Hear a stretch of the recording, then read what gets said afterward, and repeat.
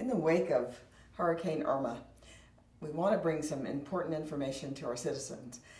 First, we'd like to remind everyone that we are veterans with wind and rain events.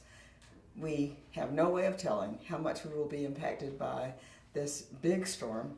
However, we should prepare for some negative impact. It may be more about water, it may be more about wind damage, but there are just some preliminary things that we wanted to make certain that everybody's aware of. First of all, without knowing the impact, there's some early steps that everyone should take to be ready. Everyone is seeing the folk in other areas and in our own areas gathering water, picking up non-perishable items to eat, because power outages are a frequent event in this area. They're also making arrangements for the not so likely, but the chance that they may be forced to evacuate. So we do encourage you to make sure that your automobiles are filled with fuel and that you're taking other precautions as well. For example, not only do you want to make certain that you have plenty of drinking water, but it's a good thing to be able to store water. Our water is potable.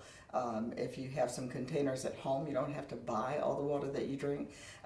Having water for various purposes is always going to be helpful.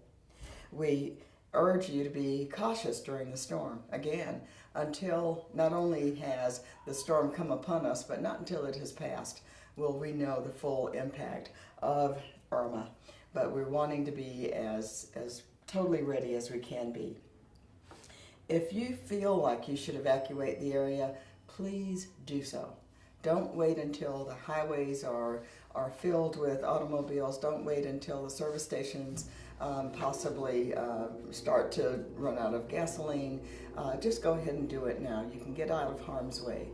We don't predict that there will be a mandatory evacuation, but should there be one, we certainly caution you to take the advice of the experts. They know what they're talking about. We can replace your house, we can replace the buildings around you, but we can't get back your life. The City of Conway will update all of its social media platforms, such as the website and the access channel and the various social media with the same message. These messages will be updated periodically as we have more information, just to keep you as fully advised as we possibly can. If you live in a flood-prone area, and you know where those places are, we just had 2 years of significant rain events, and if water gathered and collected and sat around your residence or your business, I would call that a flood-prone area. If that happens, we urge you to take special caution and consider evacuation. If there's not a mandatory evacuation, it may be that you don't have to leave the county or the state, but you certainly want to seek higher ground. Given the severity of Hurricane Irma, as it is now, flooding may in fact be worse than either of the past 2 years' experiences that we've had. And we should always anticipate fallen trees and limbs and those things that cause sometimes long-term power outages. Another thing that you might start to do now is to store away your yard and porch furnishings. In the midst of a big windstorm, they just become projectiles that can cause more damage. Not to mention, you probably don't want those things ruined. Ask that you be watchful in your neighborhood and particularly of your neighbors. If it's okay to check on folk and to make sure that they're okay and to alert somebody if anything looks awry. Take every simple precaution, and please know that the City of Conway is doing everything humanly possible to be totally prepared. We're at the whim of nature and God's will, but we want to respond dutifully and we want to respond appropriately. And we will do all we can to be able to do just that. We're here to serve you, and if you have questions or needs, at this point, I'll just give one telephone number, which is for City Hall, 843-248-1760. Call us if you have questions. Call us if you have particular needs, and we will make sure that we get you in touch with the right persons. I will now introduce our Fire Chief, Lee Hendrick. Thank you, Mayor. One thing we want to caution the residents on is if you were to lose power during the storm, make sure that all your appliances are turned off. That The reason for this is when the power is restored, if you're not around the appliances and they are to be powered back on, it could cause a fire or a fire in your home.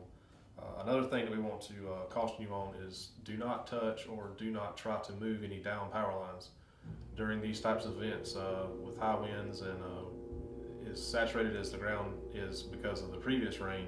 You will start to see a lot of down trees and down power lines, so do not try to move these power lines to gain access to any roadways. And last but not least, do not drive through standing water.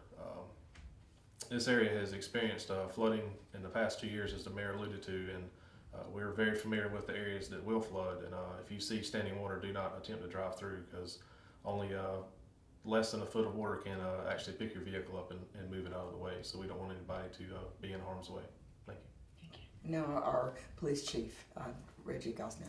Thank you, Mayor. One of the things I would certainly make mention of that has already been covered is prepare now. You know best what is best for your family, whether to stay, and if so, prepare for that, or make time the essence and make preparations to leave. And also, when I encourage you to know your routes, they're available on the city's website, they're available on the county's website, and also SCDOT's. And it's important you stay and follow those routes. As you move further inward or westward, you will come in contact with uniformed officers, follow their directions and instructions. And also, if you do decide to leave, please secure your property. It's important that you take all precautions, and we will be glad if you'll call in and let the police department know. We'll add your home or business to a keep check if you do decide to leave, so that you can be assured that when you return, you will find it in good order.